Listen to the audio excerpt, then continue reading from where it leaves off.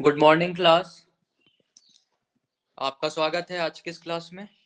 Good morning विभूति, मेरी आवाज आ रही है?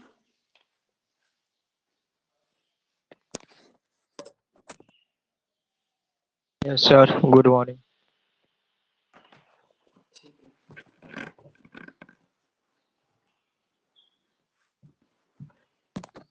तो पिछली क्लास में हमने पढ़ा था, जहां तक मुझे याद है, द्वीपों के बारे में कि द्वीप कैसे बनते हैं। उसके आगे आज हमें पढ़ना है मरुस्थल के बारे में, मरुस्थलों का निर्माण कैसे होता है, उसके बाद हम पढ़ेंगे। शुरू करते हैं क्लास को। मरुस्थल इंग्लिश में कहते हैं सर डेजर्ट। सबसे पहली बात यह है कि यहाँ पर मरुस्थल का मतलब क्या होता है। क्या आप बता सकते हो विभूति, मरुस्थल किसे कहते हैं? कैसे डिफाइन करेंगे आप?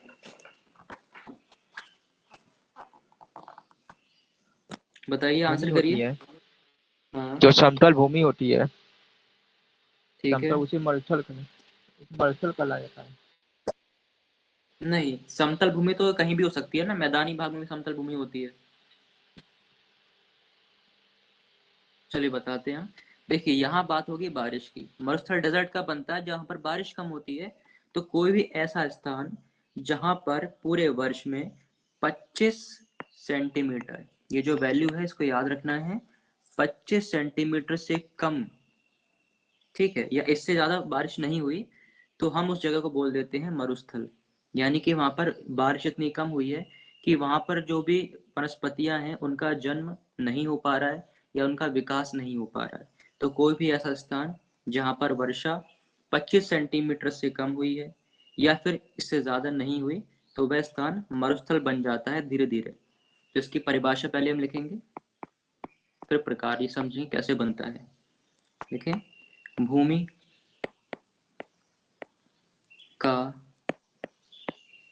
वह क्षेत्र जो एक वर्ष में 25 सेंटीमीटर। हाँ हेलो बोलिए। सर, ये कर है हाँ, द्वीप चला था, द्वीप द्वीप द्वीप को क्या चला था? था जी। द्वीप पूरा नहीं हुआ था। अच्छा, कहाँ तक हुआ था बताइए। द्वीप द्वीप का प्रकार महाद्वीप, ज्वालामुखी, कोरल जलोढ़, यही तो बताए थे द्वीप के बारे में। और पूरा नहीं, हाँ, खाली 4 लिखवाए हैं, प्रकार बताए द्वीप के। अच्छा लिखवाया नहीं ये कह रहे हो ना? हाँ जी, द्वीप ठीक है, के 4 प्रकार, महाद्वीप, ज्वालामुखी, कोरल जलोढ़। ठीक है, समझ गया, ओके।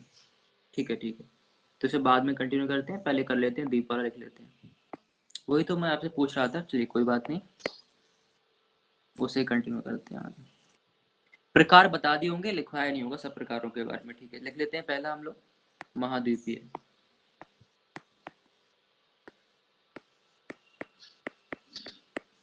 महाद्वीपीय द्वीप, ये आपका पहला था। देखिए परिभाषा में इसकी कैसे बनता है। द्वीप जो महाद्वीपीय महाद्वीपीय मग्न तट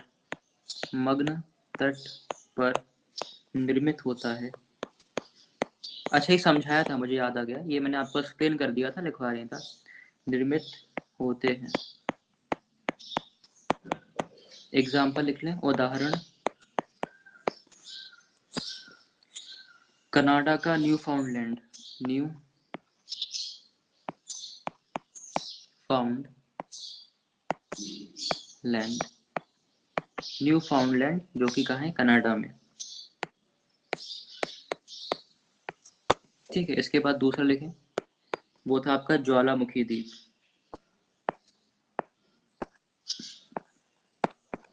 ज्वालामुखी द्वीप,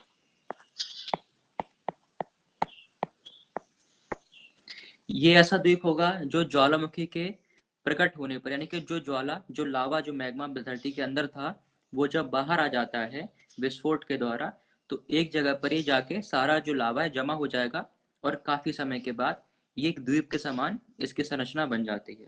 इसे लिख लेते हैं। निर्मिता, आपका स्वागत है क्लास में। ये आपकी ज्योग्राफी की क्लास है और हम पढ़ रहे हैं द्वीपों के बारे में। जो आइलैंड्स होते हैं उनके प्रकार हम लिख रहे हैं, तो आप इसे नोट कर लें और समझते जाएं। लिखें, ये तब बनते हैं जब एक भूमिगत, यानी भूमि के नीचे है जो भूमिगत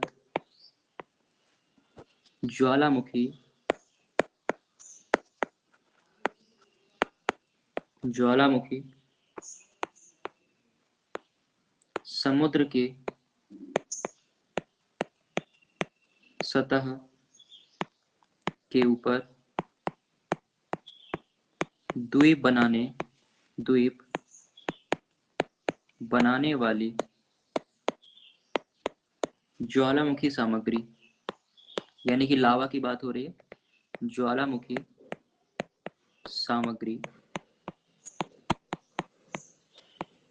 सामग्री का उद्गार करता है, यानी कि बाहर आ जाता है, वो उद्गार करता है। उदाहरण लिख लें, एग्जाम्पल, इसमें बहुत सारे एग्जाम्पल हैं। ज्यादातर जो विश्व में आइलैंड आपको दिखते हैं वो इसी प्रकार के हैं, ज्वालामुखी द्वीप के प्रकार के। क्योंकि आइलैंड्स का मतलब क्या है, जो समुद्र के बीचों बीच हो, यानी कि चारों ओर उसके क्या हो, पानी हो। ठीक है, तो जितने भी आपको दिखते हैं आइलैंड्स, जापान है, चाहे फिलीपींस है, इंडोनेशिया, ये सब कहीं ना कहीं ज्वालामुखी के द्वारा ही बने। लिखें, जापानी द्वीप, होकाइडो, होन्शु, क्योसु, शुकोकू, ये 4 बड़े द्वीप हैं इसके, जापान के। जब मैपिंग करेंगे तो आपको बताएंगे, बहुत इंपॉर्टेंट है, सवाल उससे आते हैं। उसके बाद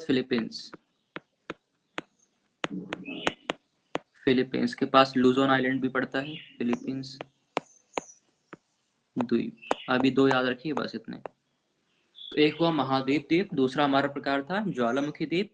ज्वालामुखी द्वीप को फिर समझा दूं एक बार आपको, कि कोई भी ऐसा ज्वालामुखी जो भूमिगत नीचे मतलब समुद्र के पास है, समुद्र में है कहीं ना कहीं, समुद्र की सतह के ऊपर क्या करता है, वो लावा को जमा करता है। कैसे समझाते हैं डायग्राम से। मान लेते हैं, पहले बनाते हैं समुद्र, ये आपका इस प्रकार से समुद्र, और ये समुद्र की सतह होगी, क्योंकि कहीं ना कहीं सतह तो होगी है, हर चीज की सतह होती है, सरफेस होता है, तल होता है, जहां से ये ऊपर पानी भरा होगा इसके तल के। अब मान लेते हैं कि यहाँ पर जो बात गई भूमिगत ज्वालामुखी की, यानी कि जमीन के नीचे, यानी भूमिगत। ठीक है, तो यहाँ बनाते हैं भूमिगत एक, कलर चेंज करें, मान लेते हैं छोटा सा ज्वालामुखी यहाँ पर इस प्रकार से बन जाता है। ये ज्वालामुखी बन गया आपका, और इसमें से निकलता है सामग्री। क्या सामग्री, जिसे हम बोलते हैं मैग्मा। कई बार पढ़ चुके हैं हम, चैप्टर भी पढ़ लिया हमने ज्वालामुखी का। क्या निकलता है इससे, मैग्मा निकलता है, या जब वो निकलता है उसे क्या बोलते हैं, लावा बोल देते हैं, लावा। अब ये लावा क्या है, बहुत ऊपर तक जाता है, और ये एक दिन की बात नहीं है, कई साल लग जाते हैं इसमें, बहुत लंबा समय लगता है। ये निकलता रहता है इस प्रकार से और जमा होता जाएगा, जमा होते होते क्या होगा, समुद्र के ऊपर एक दिन ये आपको दिखाई देने पड़ेगा, और इस प्रकार से जो ऊपर का एरिया है यही बन जाएगा आपका एक द्वीप। तो समुद्र के ऊपर आपको दिखाई देगा, जबकि ये बना किसके द्वारा है, ये ज्वालामुखी के द्वारा बना है। जो भी सामग्री थी, जो लावा था, वो ठंडा होता चला गया, वो जमता चला गया, और जमते जमते परत दर परत इतना ऊंचा हो गया कि समुद्र के जल के बाहर आ गया। फिर इसी पे लोग रहना शुरू कर देते हैं, और ये क्या बन जाता है, एक आइलैंड नेशन या द्वीपीय देश। क्लियर है, समझ आ गया, कमेंट करके बताओ, समझ में आया, यस और नो। निर्मिता एंड विभूति, प्लीज कमेंट करके बता दीजिए, फिर आगे बढ़ेंगे हम लोग। क्लियर हुआ सेकंड वाला आपको, ज्वालामुखी द्वीप कैसे बनते हैं, निर्मिता? एक बार और। ठीक है, देखिए ध्यान से देखिए, बात हो रही है द्वीप कैसे बनते हैं। हो सकता है आपने चैप्टर ना पढ़ा हो ज्वालामुखी के बारे में, तो मैं अलग से आपको बता दूं। देखिए ज्वालामुखी जो होता है, उसमें जो सामान निकलता है उसे बोलते हैं लावा। ज्वालामुखी फटता हुआ कभी आपने देखा होगा वीडियोस वगैरह में, बाकी इसका टॉपिक हम कर चुके हैं, अभी शॉर्ट में ही समझना है आपको। कि ज्वालामुखी से जो सामान निकलता है उसे बोलते हैं लावा। ठीक है, अब ये होता कैसा, ये होता है बहुत गर्म, और होता है ये थोड़ा तरल भी होता है, यानी लिक्विड फॉर्म में होता है, बहुत गर्म होता है। लेकिन अब जब ये बाहर आ गया, तो बाहर क्योंकि जल में आया है, जल ठंडा होगा, बाहर के वातावरण ठंडे होते हैं, यहाँ तो बहुत गर्मी थी अंदर जहाँ से आया ये, बाहर आने पर क्या होगा, ये ठंडा हो जाएगा। बाहर का जो वातावरण है ठंडा है, ठंडा होने के कारण क्या होगा, ये जम जाएगा। और ये प्रक्रिया लगातार चलती रहती है, एक दिन का काम नहीं है, ये लगातार इसमें से लावा निकलता रहेगा, फिर वो ठंडा होगा, ठीक है, फिर वो जमेगा, और जमते जमते क्या होगा, परत बनती जाएगी, एक परत जम गई, फिर दूसरी परत, तीसरी परत, इस प्रकार से कई परतें जमती जाएंगी, और अंत में क्या होगा, इतना ऊंचा हो जाएगी वो परत कि ये समुद्र के जल के बाहर आ जाएगा। जो लाल एरिया दिख रहा है आपको, समुद्र का जल जहां तक था, नीली लाइन तक, इसके ऊपर आ गया है ये आपका जमा हुआ लावा, और यही कहलाता है द्वीप। इसी पर लोग रहते हैं, फिर एक देश बन जाता है, जैसे कि जापान, फिलीपींस। समझ में आया? यस। ठीक है, इसे बना लिया, लिख लिया आपने? नहीं लिख के सर। तो नोट कर लीजिए, आपको नोट कर लें, नोट्स बनाते चलिए, ठीक है, नहीं फिर बाद में दिक्कत होगी। ठीक है। क्लास होने के बाद ये नोट्स जो है आपको इसी ऐप में, यहाँ पर लिखा होता है, आप ऐप खोलेंगे तो स्टडी मटेरियल, उस पर क्लिक करोगे ना, तो आज की डेट में आपको क्लास आ गया है वो वहाँ मिल जाएंगे, तो आप बाद में भी नोट्स बना सकते हैं उसको देखकर, पर क्या करें। और वीडियो भी रिकॉर्ड हो रही है, तो वीडियो भी आपको यहाँ मिल जाती है, भी रिवाइज कर सकते हैं। चलिए आगे बढ़ते हैं आप लोग, आप इसको बाद में लिख लीजिएगा, ठीक है। चलिए अब आते हैं तीसरा प्रकार ज्वालामुखी, ओ सॉरी, द्वीप का। तीसरा प्रकार है कोरल द्वीप। कोरल द्वीप।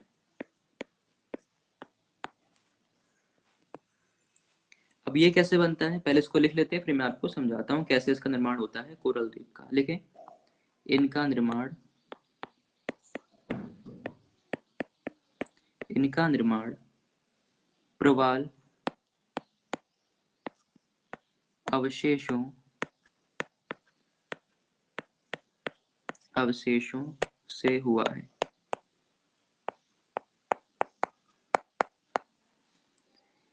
ये आकार में छोटे होते हैं, या आप, हाँ छोटे लिखिए, छोटे होते हैं,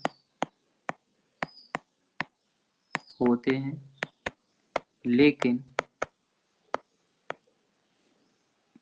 महाद्वीपीय महाद्वीपीय या ज्वालामुखीय ज्वालामुखीय द्वीपों की तुलना में इनसे कंपेयर करें तो तुलना में अधिक संख्या में होते हैं, अधिक संख्या में होते हैं, अधिक संख्या में होते हैं या फिर हैं। यहाँ पर क्या ध्यान रखना है कि इनका आकार तो छोटा है भले, लेकिन आकार छोटा होने से कुछ नहीं होता, इनकी जो संख्या है वो ज्यादा है, नंबर्स ज्यादा हैं। जो महाद्वीप और ज्वालामुखी द्वीप बनेंगे उनसे तुलना की जा रही है, उनकी तुलना में इनकी संख्या ज्यादा है। संख्या क्यों ज्यादा है वो समझते हैं। देखिए, ये जो बात हो रही है, बनते किससे हैं, पहली बात तो सवाल क्या बनेगा कि कोरल द्वीप का निर्माण किससे होता है, तो आपका आंसर होगा प्रवाल अवशेषों से। ये तो हो गया आपका प्री का सवाल। क्या पूछ जाएगा कि ये बनते किससे, तो आप बताएंगे प्रवाल अवशेषों से। लेकिन आप समझना ये है कि इनकी संख्या क्यों ज्यादा है। ये जो प्रवाल अवशेष है इनको बोलते हैं कोरल्स, इन्हीं को बोलते हैं कोरल। प्रवाल को इंग्लिश में क्या बोलते हैं, कोरल बोलते हैं। तो ये जो प्रवाल होते हैं इनकी संख्या होती है ज्यादा पहले से ही। कहाँ पर होते हैं, समुद्र में होते हैं, ये समुद्र में होते हैं, ठीक है। तो प्रवाल कहाँ होते हैं, समुद्र में, और समुद्र में इनकी संख्या पहले से ही जो है ज्यादा होती है, इनकी संख्या ज्यादा होती है, ज्यादा होती है। तो पहले से ही ज्यादा संख्या में है, इस कारण से इनके द्वारा बनाए गए जो द्वीप होते हैं वो ज्यादा मात्रा में है, उनके नंबर्स ज्यादा हैं, ठीक है। तो उसको नोट कर लें, प्रवाल कहाँ पर है ये पता होना चाहिए, समुद्र में होते हैं। प्रवाल भित्ति होते हैं, कोरल रीफ्स होती है, इनके बारे में आप इन्वायरमेंट में पढ़ते हैं ज्यादातर। फिर भी हम जब आपको ओशनोग्राफी पढ़ाएंगे, समुद्र विज्ञान, तो वहाँ इसको डिटेल में पढ़ाएंगे कि प्रवाल क्या है, उनकी क्या खासियत है, क्या उन पे असर पड़ता है गर्मी का, क्लाइमेट चेंज का क्या असर है, ये सब आते हैं काफ़ी इससे एग्जाम में क्वेश्चन। लेकिन ये टॉपिक अलग पूरा चैप्टर है इसका, ठीक है। अभी के लिए क्या ध्यान रखना है, कोरल द्वीप प्रवाल से बनते हैं और प्रवाल समुद्र में होते हैं ज़्यादा नंबर्स में, ज़्यादा संख्या में, ठीक है। इसे नोट करें, फिर कमेंट करें कि सर हो गया है, तो आगे बढ़ते हैं।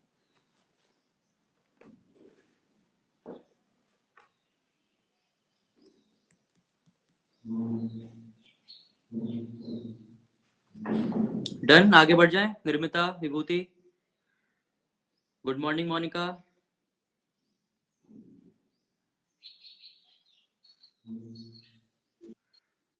हो गया सर। ओके मोनिका, आप लेट क्यों आए क्लास में, कहीं बिजी थे आप?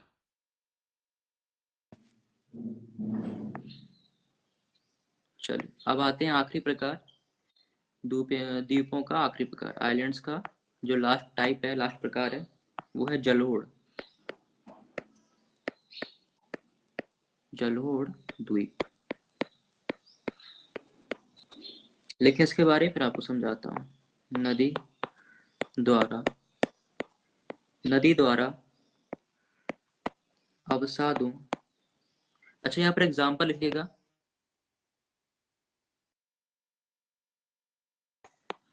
उदाहरण लक्षद्वीप, भारत में लक्षद्वीप जो आइलैंड्स हैं, लक्षद्वीप द्वीप समूह है लोगों के द्वारा, लक्षद्वीप द्वीप भारत का है तो पता होना चाहिए। किससे बने हैं, कोरल्स के द्वारा, इसे लिख लीजिएगा। नदी द्वारा अवसादों के निक्षेपण के कारण नदी के मुहाने पर बना द्वीप। बहुत इजी है। जो भी अवसाद नदी है, निक्षेपण मतलब होता है जमा कर देना। क्या मतलब है, जमा करना या डिपॉजिट कर देना। तो नदी क्या करती है, अब कुछ ना कुछ मलबा लेकर आती है। नदी क्या करती है, चट्टानों को काटती है, जो भी उसके रास्ते में मलबा पड़ता है उसको साथ में लेकर बहती है आगे, और कहीं ना कहीं जाकर वो जमा कर देती है। कहाँ जमा करती है, तो नदी के मुहाने पर। अब इसको डायग्राम समझ लेते हैं एक बार। मान लेते हैं कि नदी जा रही है इस प्रकार, और इस मलबा है इसके अंदर, यहाँ पर बहुत सारा मलबा इसके साथ चल रहा है इस प्रकार से, और मतलब होता है जहां पर ये समुद्र में मिलने वाली है, वहां पर इसने क्या किया, एक जगह जमा कर दिया इस प्रकार से, और ये बन जाता है जलोढ़ द्वीप। यानी कि जल के द्वारा, नदी के द्वारा लाया गया मलबा, यानी कि जहां पर वो समुद्र में मिलने वाली होती है नदी, वहां पर जब ये अवसाद जमा किया जाए तो उसे बोलते हैं जलोढ़ द्वीप। ठीक, नोट कर लें, और यहाँ पर आपके सारे प्रकार समाप्त हो गए। सवाल कैसे बनेगा प्री में, सवाल सिंपल आएगा कि निम्नलिखित में कौन सा द्वीप का प्रकार नहीं है। तो आपको चारों प्रकार पता होना चाहिए। पहला महाद्वीपीय, ज्वालामुखी, कोरल और जलोढ़। ठीक है, नोट हो गया।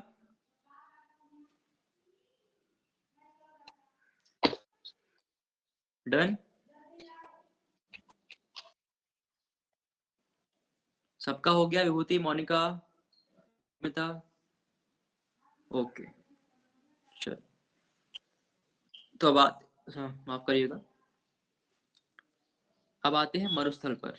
हम पढ़ रहे थे डेजर्ट या मरुस्थल। टॉपिक हमारा क्या चल रहा है अभी, भू आकृतियां, कि पृथ्वी पर जो भी आकृति आपको दिखाई देती है उनका निर्माण कैसे हुआ है। तो पिछली क्लासों में हमने द्वीप पढ़ लिए हैं, मैदान पढ़ लिए हैं, पठारों को पढ़ लिया था। इतनी चीजें हमारी कवर हो चुकी हैं, तो पिछली क्लास जिसने नहीं की है वो देख लेना। अब आगे बढ़ते हैं मरुस्थल या डेजर्ट। डेजर्ट या मरुस्थल किसे कहते हैं, तो अभी मैंने चर्चा की थी क्लास की शुरुआत में। ऐसा कोई भी स्थान जहां पर जो वर्षा है, पूरे साल भर में जो बारिश है वो 25 सेंटीमीटर से कम रहती है। ठीक है, यानी कि कैसे करते हैं 25 सेंटीमीटर कैसे नापते हैं, एक ऐसे मान लेते हैं कोई बर्तन है, इसमें स्केल लगा दी जाती है इस प्रकार से। तो जब बारिश होती है तो जहाँ तक इसकी रीडिंग यहाँ पे 1 2 से रीडिंग लिखी रहती है, तो जब बारिश होती है जहाँ तक ये जल भरता है, इस प्रकार से हम पता करते हैं कितने सेंटीमीटर की बारिश हुई है।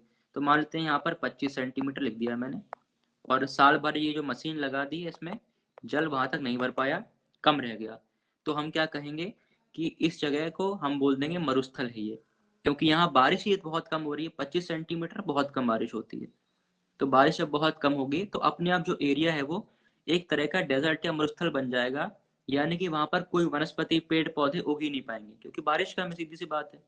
ठीक है, चलो अब इसे लिख लेते हैं। लिखें, भूमि का वह क्षेत्र जो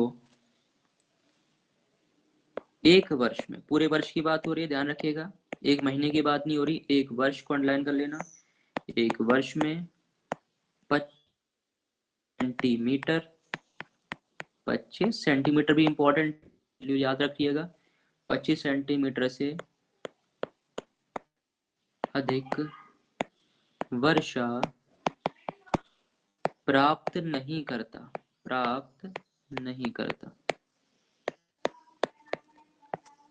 वह कहलाता है मरुस्थल।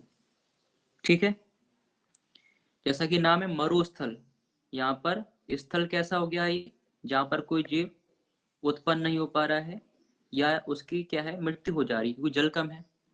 ठीक है, तो इस तरह से इसको याद कर सकते हैं। ये हुई डेजर्ट की परिभाषा, मरुस्थल की परिभाषा। अब बढ़ते हैं इसके प्रकार। लिखें पहला प्रकार, प्रकार डेजर्ट्स या मरुस्थल के प्रकार। पहला जो का उष्ण मरुस्थल, उष्ण मरुस्थल। अब जैसा कि नाम है उष्ण, जहां पर गर्मी अधिक होती है, क्या होगा, डेजर्ट का निर्माण हो जाता है। कैसे हो जाता है, क्योंकि भाई गर्मी है वहां पर, तो गर्मी के कारण क्या होगा, सारा जल वाष्पीकरण में उड़ जाएगा, वहां पर नमी कम हो जाएगी, फिर बारिश नहीं होगी, और एक तरह से वहाँ जो एरिया है वहां पर बारिश कम हो जाएगी धीरे धीरे, तो वो बन जाएगा मरुस्थल। अब इसे नोट करते हैं, फिर मैं आपको और उसमें डिटेल में समझाऊंगा। नोट करें, ये मरुस्थल प्रायः, ये प्रायः महाद्वीप के,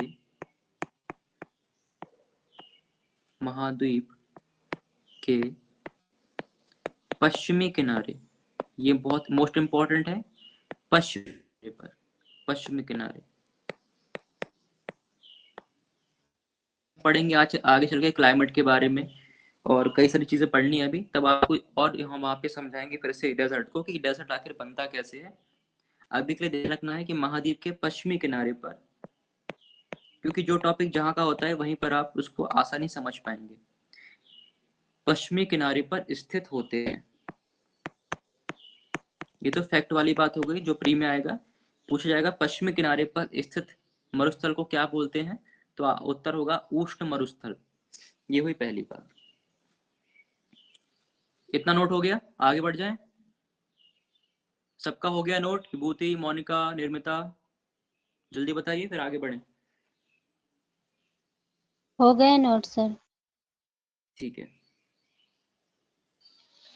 अब इसका एग्जाम्पल लिख लें, उदाहरण, जहां से प्री में सवाल बनेगा। सहारा मरुस्थल, सहारा मरुस्थल,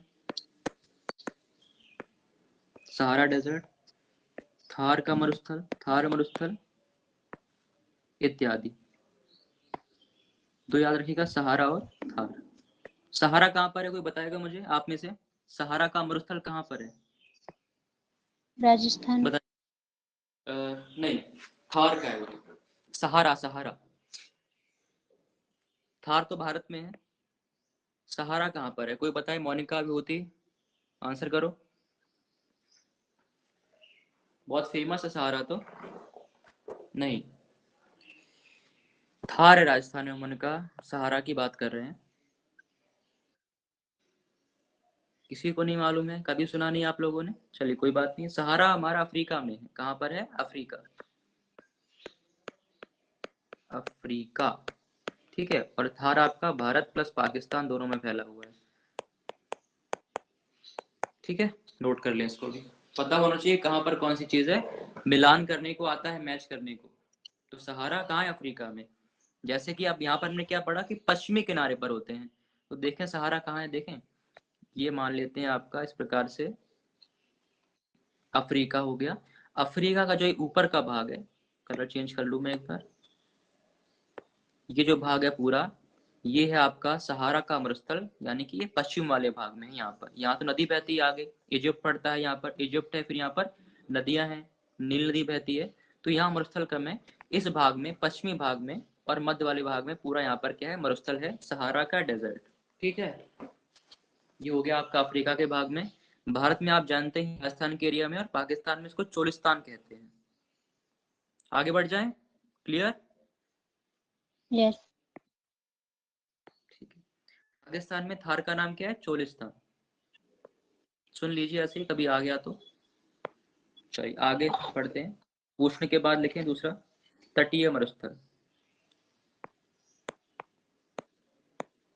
तटीय मरुस्थल,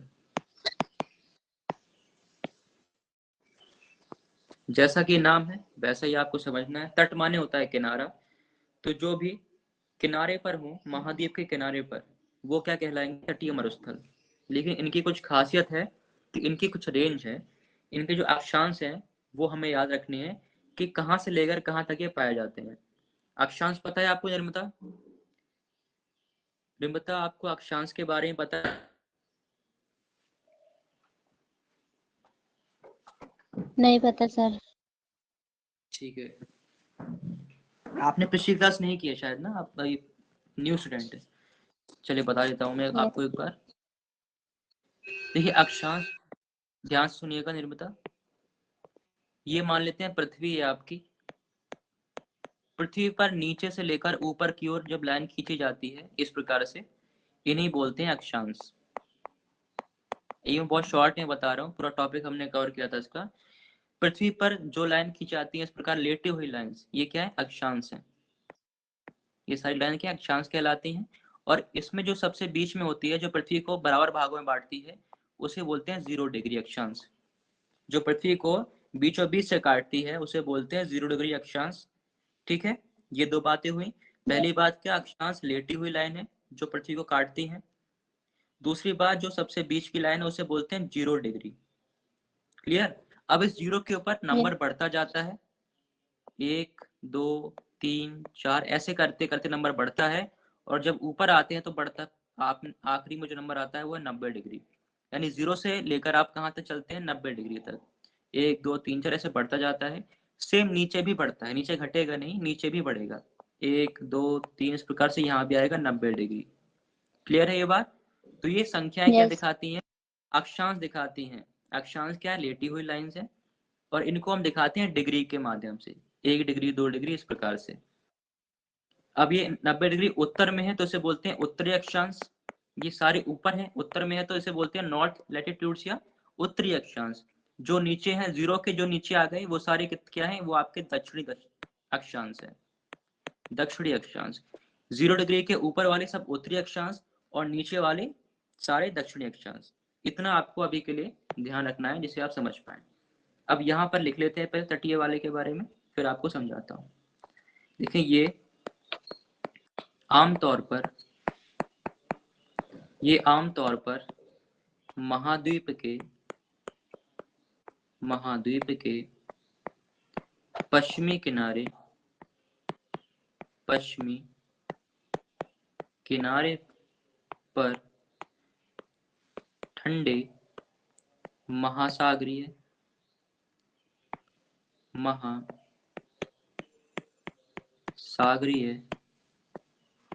महासागरीय धारा के साथ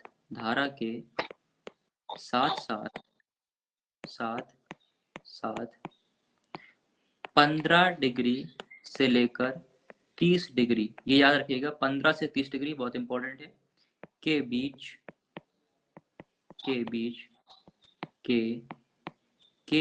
के आगे लिख रहा हूं मैं, अक्षांश अक्षांशों में स्थित होते हैं, स्थित हैं या होते हैं। यानी कि कहां से कहां तक है, 15 डिग्री के बीच में, चाहे आप ऊपर जाएं चाहे नीचे जाएं, 15 डिग्री से लेकर 30 डिग्री के बीच में आपको इस प्रकार के मरुस्थल मिलते हैं, जो कि कहां पर होते हैं, महाद्वीप के पश्चिमी किनारे पर। अब आप कहेंगे सर अभी तो पड़ता है पश्चिमी किनारा, फिर से कैसे आ गया? तो इसमें और इसमें अंतर, यहाँ क्या है, उष्ण है, यहाँ गर्मी वाला इलाका है, लिखा है देखिए गर्म इलाका है, उष्ण है। लेकिन यहाँ पर लिखा है ठंडे महासागरीय धारा, यानी कि इसके आसपास जो है, जो भी डेजर्ट होगा, मान लेते हैं कोई ये डेजर्ट है पश्चिमी किनारे पर, मान लेते हैं पश्चिमी किनारे पर है, तो यहाँ पर जो जल की धारा बहती है वो होती है ठंडी जलधारा। अब जलधारा भी आपको पता नहीं है, इसका टॉपिक पूरा अलग है, लेकिन अभी समझने के लिए इतना समझिए कि ये ऐसे मरुस्थल हैं जहां पर ठंडी जल की धारा बहती है इनके किनारे से। ठीक है, इतना ध्यान रखिए बस। तो दोनों में अंतर है, जो पहले वाला था आपका वो था गर्म इलाके का, उष्ण है, उष्ण मतलब गर्मी जहां पर हो। ठीक है पश्चिमी किनारा, ये भी लिखनी है, गर्मी वाला इलाका है। दूसरे वाले में क्या है, यहाँ पश्चिमी किनारा है, लेकिन एक तो इसका जो रेंज है 15 डिग्री से 30 डिग्री है, यानी ऊपर जाना पड़ेगा आपको और नीचे भी आना पड़ेगा 15 से 30 के बीच में। और दूसरी बात, यहाँ पर जो महासागर की धारा है, जो जल की धारा है, वो ठंडे पानी की है। क्लियर? अंतर समझ में आ गया है? यस। सभी को आ गया? Monika, Vibhuti? Yes sir. Okay, इसमें लिख लें उदाहरण। बाकी जब हम पढ़ेंगे क्लाइमेट के बारे में, पर्यावरण के बारे में, थोड़ा टेम्परेचर के बारे में, तापमान के बारे में, तब आपको फिर से मैं पढ़ाऊंगा डेजर्ट्स के बारे में, इन मरुस्थलों के बारे में, कि ये बने कैसे हैं, क्या कारण है कि पश्चिमी किनारे पर ही बनते हैं, लेकिन उसका टॉपिक अलग होगा। अभी के लिए हमको प्री के लिए इतना ही जानना है कि ये कहाँ पर स्थित है और इसके क्या उदाहरण है, बस। तो इसके एग्जाम्पल लिख लें आप लोग, उदाहरण। अटाकामा डेजर्ट, अटाकामा मरुस्थल। आते हैं तीसरे नंबर पर, मध्य अक्षांशीय मरुस्थल। लिखिए मध्य अक्षांशीय मरुस्थल, मध्य अक्षांशीय मरुस्थल।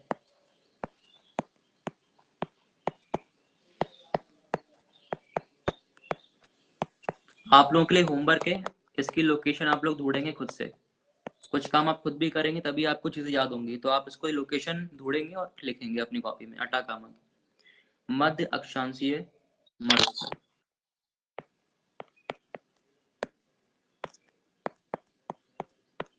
जब तक आप खुद मेहनत नहीं करेंगे तब तक आपको रिजल्ट नहीं मिलने वाला है। ठीक है, कितना भी आप कहीं से ही पढ़ लें। लिखें इसके बारे में पहले, फिर समझते हैं। ये उच्च अक्षांशों,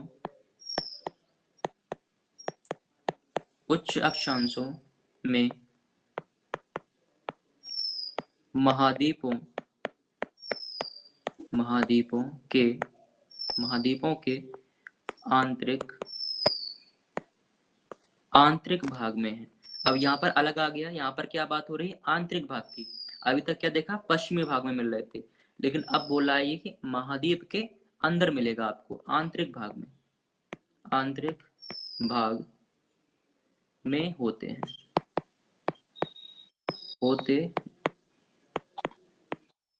एग्जाम्पल, उदाहरण लिखें। एग्जाम्पल, गोबी का मरुस्थल, गोबी,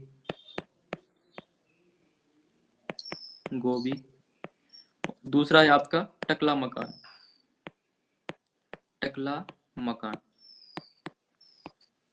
गोबी और टकला मकान, इन दोनों का भी आपको जो है होमवर्क है कि इनकी लोकेशन ढूंढना है, लिखना है।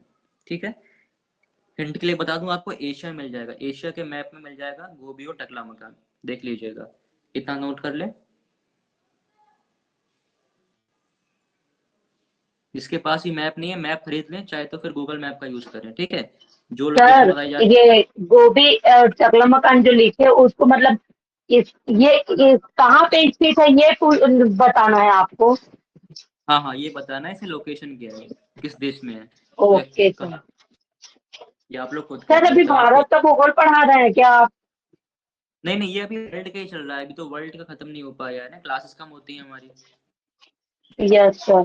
नहीं सर, अभी कुछ दिन से ना मेरा तबीयत ठीक नहीं था और घर में कुछ काम भी हो गया था, 2 दिन, 1 हफ्ता तो मैं क्लास नहीं ली थी ना, इसीलिए पूछ रही थी अभी।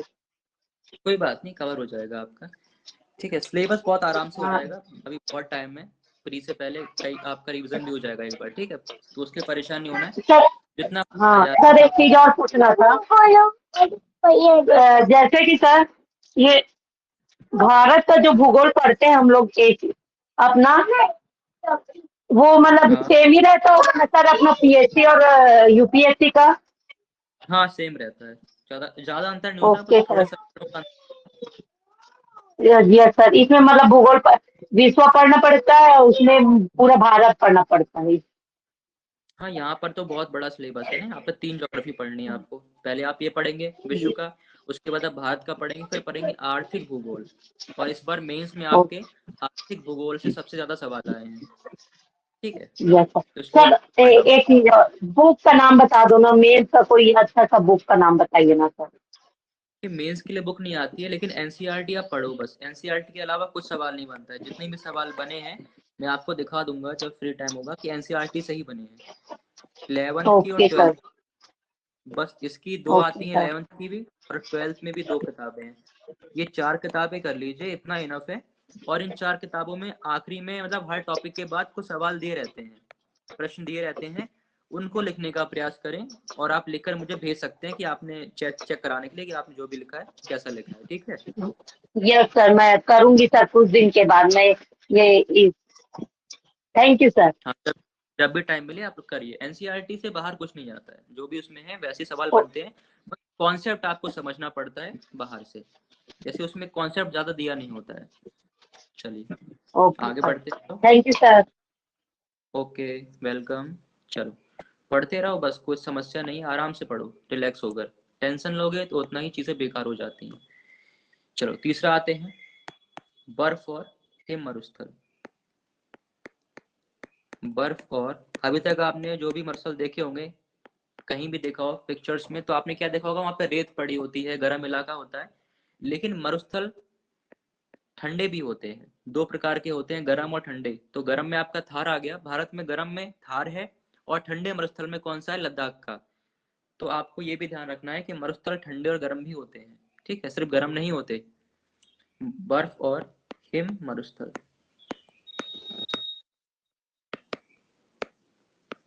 कुल मिला के मरुस्थल डेजर्ट की क्या परिभाषा है कि वहां पर वर्षा कम होगी बस। स्थान कैसा भी हो, बारिश 25 सेंटीमीटर से कम हो रही है तो आप उसे क्या बोलेंगे कि ये डेजर्ट है, मरुस्थल है। अब चाहे वहां बर्फ गिरे, चाहे वहां पर सूखा पड़ जाए, ठीक है, तो ठंडे भी होंगे मरुस्थल और गर्म भी होते हैं। तो लिखिए यहाँ पर, ये कहाँ पाए जाते हैं, तो बर्फ और हिम कहाँ पर होती है, हमें पता होना चाहिए कि हमारे पृथ्वी के जो 2 ध्रुव हैं, एक ऊपरी किनारा और नीचे यहाँ किनारा जो है, इसे बोलते हैं ध्रुव या पोल। ये आपका कौन सा पोल हुआ, दक्षिणी पोल, क्योंकि दक्षिण में है आपका दक्षिणी ध्रुव, और ऊपर का उत्तरी ध्रुव। ये आपके ध्रुव कहलाते हैं, सबसे ऊपर का बिंदु सबसे नीचे का, ऊपर उत्तरी नीचे दक्षिणी। तो बर्फ यहीं पर जमती है ज्यादा, क्यों जमती है ज्यादा इसके बारे में चर्चा कर चुके हैं, क्योंकि सूर्य का प्रकाश यहाँ पर बहुत कम पहुंचता है, ना के बराबर, इसलिए यहाँ पर बर्फ जमी रहती है पूरे साल भर, ठीक है। चलो लिख लेते हैं इसको। यह है ध्रुवीय क्षेत्रों में, अब आपको ध्रुव बता दिया है या बनाकर दिखा दिया है, ध्रुव क्या होते हैं, ध्रुवीय क्षेत्रों में बाकी जो हमने कब, सुनामी सेम सवाल आया हुआ है, जिसने भी पढ़ा होगा आराम से कर लेगा। पढ़ाया गया था सुनामी में, आपको सेम टू सेम चीजें आई हैं, सुनामी क्या क्या है, उसके मतलब कैसे बनती है, तरंगों के बारे में बताएं, इस प्रकार से सवाल आया था, बहुत इजी क्वेश्चन था वो। तो बस क्लास करते रहिए, ठीक है, एनसीईआरटी पढ़ते रहिए, इतना ही काफी है, भटकना नहीं है कहीं भी। यह ध्रुवीय क्षेत्रों में पाया जाता है, जितना भटकेंगे सफलता से दूर हो जाएंगे फिर। चलिए हो गया पहला यहाँ पर इसके बारे में। अब इसके उदाहरण लिख लें, एग्जाम्पल। उदाहरण, अंटार्कटिका, नाम सुना ही होगा आपने, अंटार्कटिका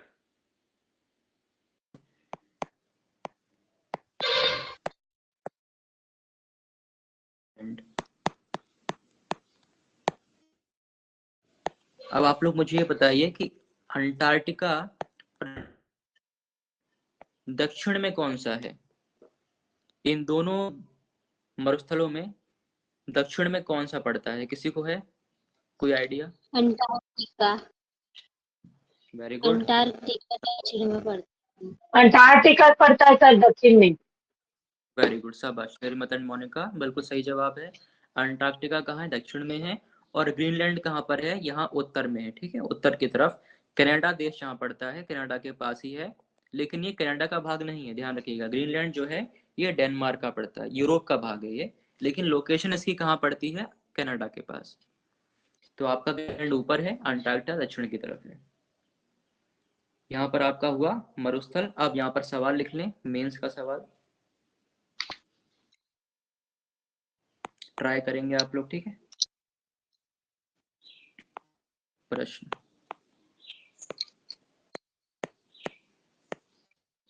एक मिनट।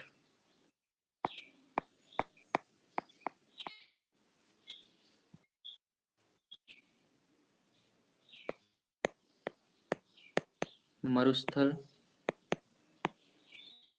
क्या है? परिभाषित करें।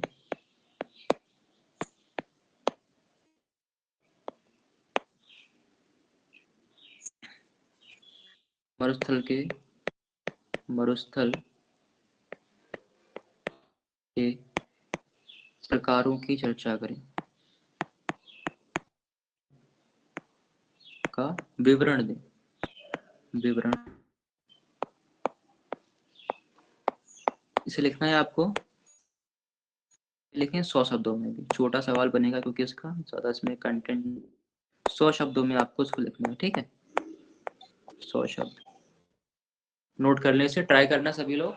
मरुस्थल क्या है, मतलब पहले आप उसको परिभाषा पैराग्राफ में, फिर उसके प्रकारों के नाम लिखेंगे और हर प्रकार के बारे में आप बता उसके उदाहरण लिखते जाएंगे, ठीक है। इस प्रकार से आप प्रयास करेंगे। सभी ने, क्या सभी का नोट हो गया है? यस। चलिए, बहुत अच्छी बात है।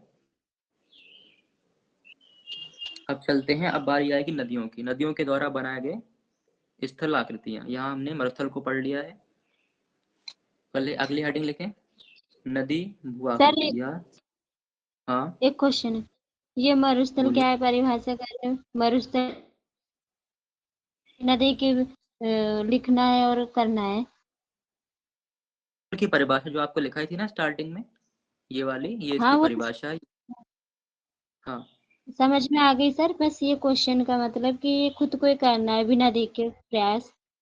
हाँ हाँ, ये लिखना है मेंस के लिए, आपको राइटिंग करनी है, ठीक है, 100 शब्दों में। यस। एक बार आप पढ़ लेंगे, फिर उसके बाद बना देके इसको लिखेंगे, यस। ठीक है। देखिए, नदी है भू आकृति।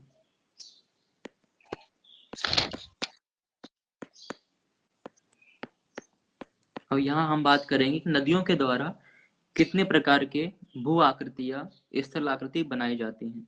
लेकिन उससे पहले हमें समझना पड़ेगा कि नदी क्या है, नदी के मतलब क्या क्या खासियत है, किस प्रकार से वो कटान करती है, उसके क्या क्या क्षेत्र होते हैं, उसकी किस प्रकार की अवस्थाएं होती हैं, वो भी समझना पड़ेगा।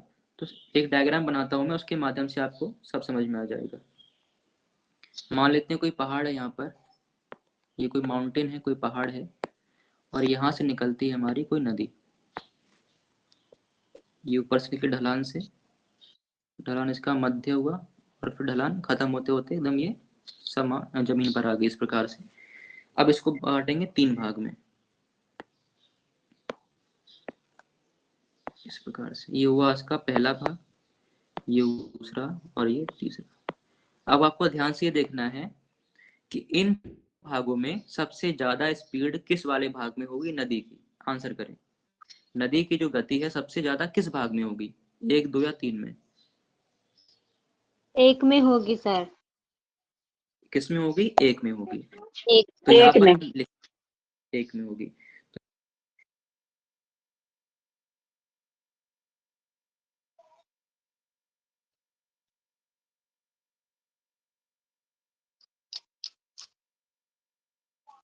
इसका डायग्राम हम भी बनाए सर नोट में।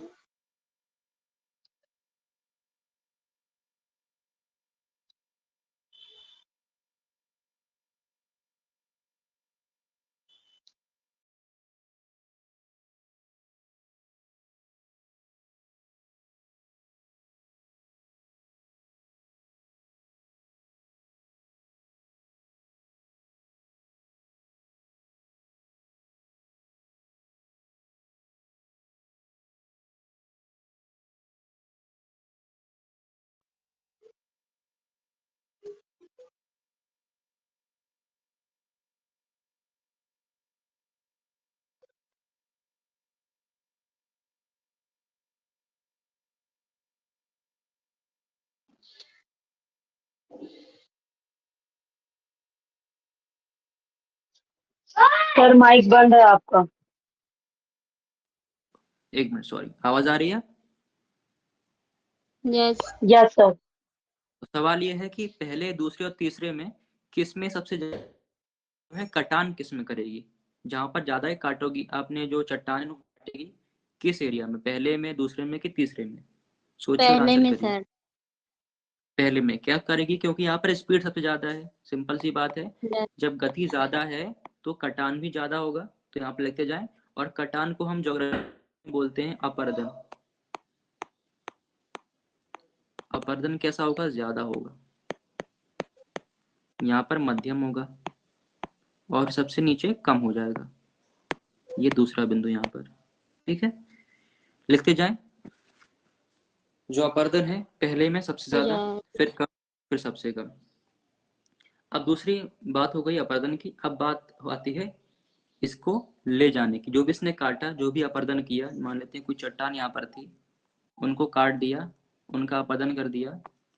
अब ये आपको ये बताना है कि ये जो सामान इसने काटा है, जो मलबा इसके साथ जाएगा, वो कहाँ पर जाके जमा होगा?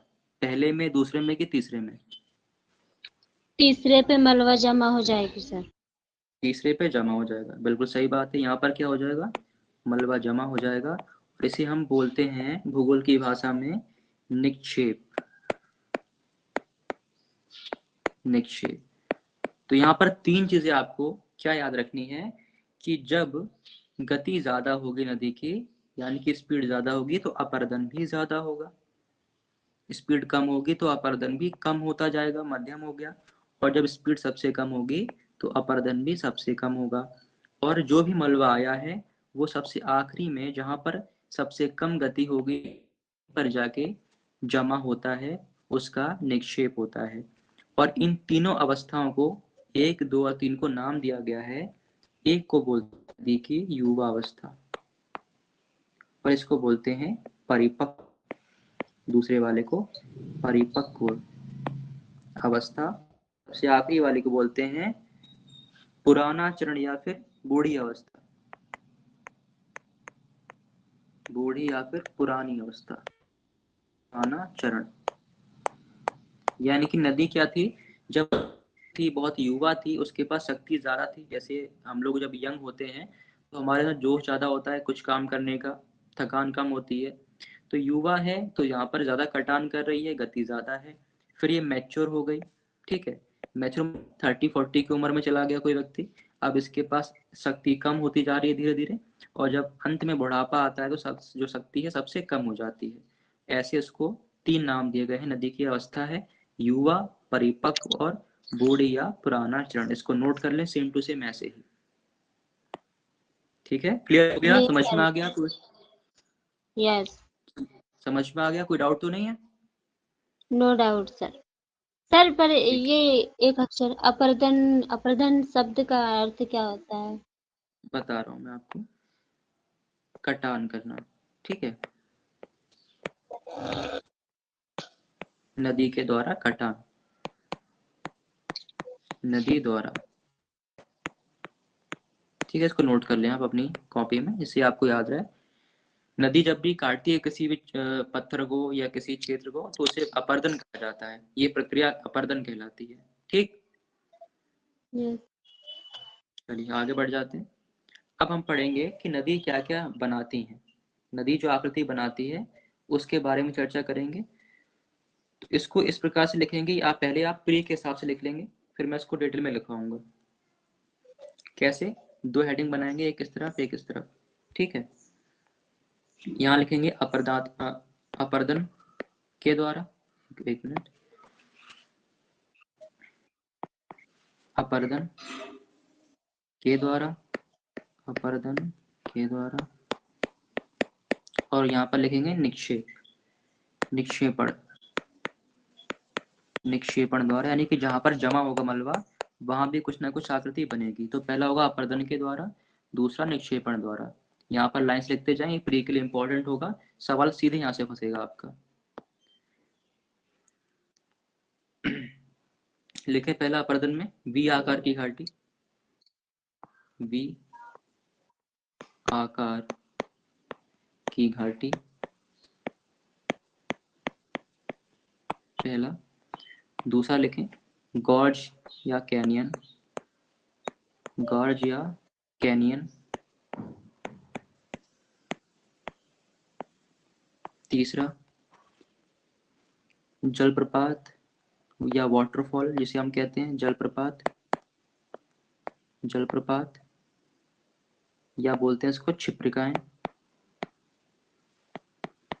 क्षिप्रिकाएं, जलप्रपात इंग्लिश में वाटरफॉल या क्षिप्रिकाएं। इसके बाद लिखें संरचनात्मक सोपान, संरचनात्मक सोपान। अभी सब समझेंगे डिटेल में, आयुष लिख लें जो प्री में सवाल बनता है। इसी प्रकार बनता है कि अपरदन के द्वारा, नदी के अपरदन के द्वारा क्या क्या आकृतियां बनती हैं। तो सिंपल यहाँ से सवाल आपका बनता है। पांचवा लिखें मियांडर, मियांडर या नदी विसर्प, नदी विसर्प। 6 लिखें नदी वेदिका, नदी वेदिका, वेदिका। 7वां संप्राय, संप्राय मैदान, संप्राय मैदान। वे सातों के साथ आपको रटे होना चाहिए, सवाल आएगा। क्या सवाल बनेगा? वी आकार की घाटी किसके द्वारा बनाई जाती है? उसमें ऑप्शन होगा बर्फ, पर्वत, नदियां या फिर हवाएं। तो आपका उत्तर क्या होगा? नदियों के द्वारा। तो इस प्रकार आपको सातों के साथ पता होना चाहिए। और इसमें भी क्या पता होना चाहिए कि अपरदन के द्वारा बनी है ये। जब किसी चट्टान को काटा गया नदी के द्वारा, तब ये सातों के साथ जो संरचना है वो बनती है। अभी हम इनको पढ़ेंगे डिटेल में। तो पहले आपको नाम सारे पता होना चाहिए। अब बात करते हैं निक्षेपण, यानी कि जहां पर मलबा जमा होता है वहां पर जो आकृतियां बनती हैं वो बनती है निक्षेपण के द्वारा, जहां पर जमा हो मलबा, ठीक है। अब इसमें नाम लिखते हैं। पहला नाम जो है वो है आपका बाढ़ का मैदान। जैसे आपने देखा होगा बाढ़ जब आती है तो मलबा कई सारा अपने साथ लेकर आती है नदी, और वहां पर वो जमा कर देती है। तो बाढ़ के जाने के बाद कुछ मलबा वहीं पर रह जाता है। लिखें बाढ़ का मैदान, बाढ़ का मैदान। दूसरा लिखें डेल्टा। डेल्टा क्या होता है? जब नदी समुद्र से मिलने वाली होती है तो मिलने से पहले वो जमीन पर कई भागों में बट जाती है और वहीं पर मलबा को जमा करती है, उसको बोलते हैं डेल्टा। तीसरा लिखें प्राकृतिक तटबंध, प्राकृतिक तटबंध, तटबंध यानी कि किनारे, नदियों के किनारे। चौथा लिखें जलोढ़ पंख, जलोढ़ पंख। बस इतना लिख लीजिए। 7 यहाँ पर है और 4 यहाँ पर। ये कुल 11 आपके मोस्ट इंपॉर्टेंट है। इन्हें कभी आप भूल नहीं सकते हैं, क्योंकि हर एग्जाम में ये आपको सवाल यहाँ से देखने को मिलेगा। ये मोस्ट इंपॉर्टेंट है, 11 के 11 सारे नदी के द्वारा बनाए गए हैं। और दोनों में क्या अंतर है? अपरदन वाले अलग हैं, निक्षेपण वाले अलग हैं। नोट करें, फिर आगे उनको समझते हैं 1 बाय 1 सारे, ठीक है।